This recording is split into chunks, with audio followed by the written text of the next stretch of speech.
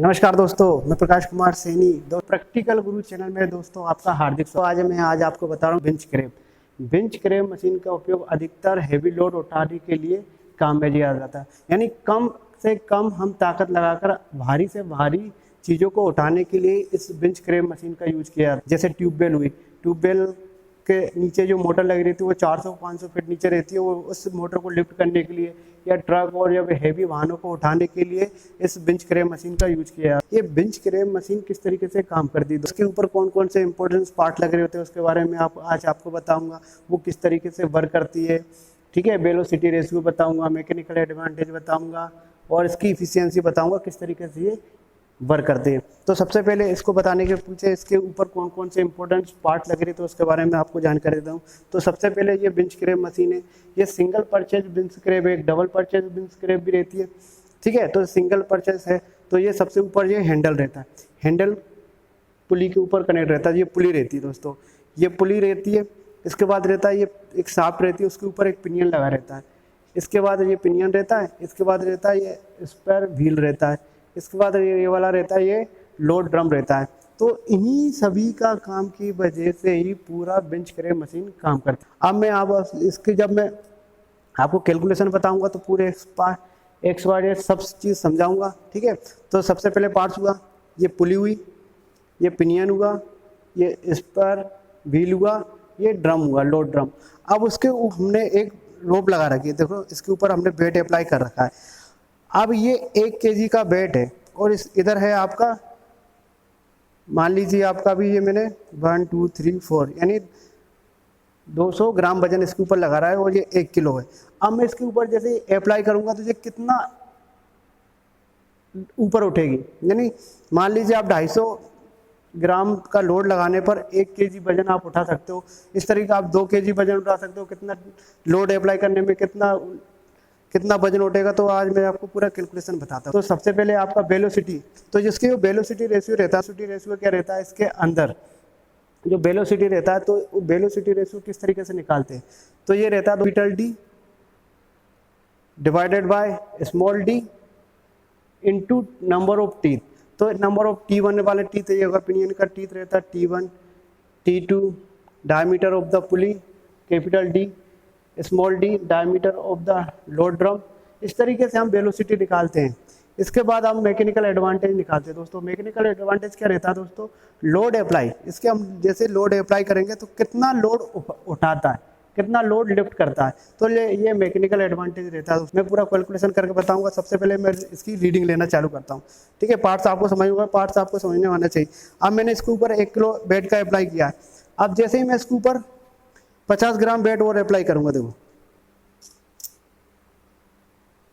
तो ये लिफ्ट उठाने लग गया। अब दोस्तों कितना लिफ्ट उठाए, 250 ग्राम मैंने इसके ऊपर वेट अप्लाई किया तो 1 kg इसने लिखा। तो मैं इसका रीडिंग लिख लेता हूँ पहला। तो इसका वजन, जो हैंगर का वजन भी मैंने एक लिख रखा है और इसका ऊपर जो हैंगर रहता है पेन, उसका वजन भी लिख रखा है, ठीक है। तो मान लीजिए आपको 1 kg वजन उठा, 100 ग्राम कितने में, 250 ग्राम लोड लगाने पर, ठीक है। टोटल वेट हम निकाल लेंगे। इस तरीके से अब मैं इसके ऊपर 2 kg का लोड लगा रहा हूँ।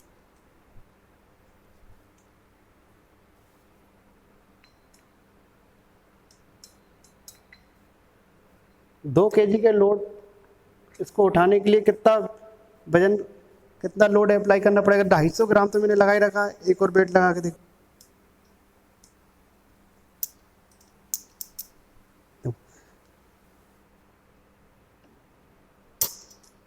यानी 2 किलोग्राम को उठाने के लिए 300 ग्राम का, 2 किलोग्राम को उठाने के लिए आपको 300 ग्राम वजन लगा। इस तरीके से आप 3 kg लगा दीजिए। अब इसके ऊपर हम कितना लोड अप्लाई करेंगे, कितना उठ जाएगा, यानी 350 ग्राम लोड अप्लाई करने पे 3 किलोग्राम ये लिफ्ट कर देता है। किस तरीके से हम कम से कम एफोर्ट देके ज़्यादा से ज़्यादा लोड हम इसके ऊपर लिफ्ट कर सकते हैं। तो मैं आप इसको कैलकुलेशन करके बताता हूँ, इस तरीके से इसका कैलकुलेशन होता है। तो मैंने ये कैलकुलेशन टेबल बना लिया था, इसमें मैंने इसके ऊपर लोड अप्लाई किया, इसके बाद मैं पूरी आपको डिटेल बताता हूँ। तो सबसे पहले एक तरफ लोड रहता है W, एक तरफ एफोर्ट। तो सीरियल नंबर 1 2 3, तो जो मैंने पहले रीडिंग ली थी वो 1000 ग्राम का मैंने वजन लगाया, फिर 2000 ग्राम का, फिर 3000 ग्राम का। जो वेट था हैंगर का, पेन का, वो 50-50 ग्राम का था। तो टोटल वेट कितना हो गया दोस्तों? 1050, 2050 और 3050। तो पहली रीडिंग 1000 ग्राम, 50 ग्राम होगा हैंगर का वजन था, 1050 टोटल हुआ। इसी तरह एफोर्ट लगाया मैंने। तो सबसे पहले 250 ग्राम लगाया था, इसके ऊपर जो हैंगर लग रहा था उसका 22 ग्राम का वजन था, तो टोटल वजन हो गया 272 ग्राम। अब जो मैकेनिकल एडवांटेज निकालते, मैकेनिकल एडवांटेज क्या रहे? Load lifted by divided by effort apply. हमने लोड कितना उठाया और कितना एफोर्ट लगाया। मान लीजिए हमने इसका लगाया था, यानी 1050 ग्राम का हमने लोड उठाया, कितना वजन लगाया? 272 ग्राम। तो इसका जो मैकेनिकल एडवांटेज निकला 3.86, ठीक है। और इफिशियंसी निकालते हैं तो mechanical advantage upon velocity ratio. तो वेलोसिटी रेशियो क्या रहता है? जो वेलोसिटी रेशियो रहता है ना, वो इधर देखो आप। तो distance move by effort, distance move by load, यानी कितना एफोर्ट लगाने पर कितना लोड मूव हुआ। तो वेलोसिटी रेशियो इस तरीके से निकालते हैं, capital D minus small divided by small D into number of spur के टी, नंबर ऑफ पिनियन के टी। तो इस तरीके से हमने इसको रख दिया फॉर्मूला में। अब ये रहता है number of teeth of the pinion 20 था, तो हमने यहाँ पर 20 लिख दिया, ठीक है, इधर 20 लिख दिया। Number of teeth of the gear था 100 इधर लिख दिया। इस तरीके से वेलोसिटी रेशियो 16.09 निकली। अब वेलोसिटी निकल गई, इंटू 100 से डिवाइड कर देंगे तो परसेंटेज निकाल गई, एफिशिएंसी निकालते हैं। तो जो पहली रीडिंग आई थी उसकी एफिशिएंसी निकली 23.99। इस तरीके हमने दूसरी रीडिंग ली, उसकी एफिशिएंसी निकली 41.45। इस तरीके से तीसरी रीडिंग ली, उसकी एफिशिएंसी निकली 54.50।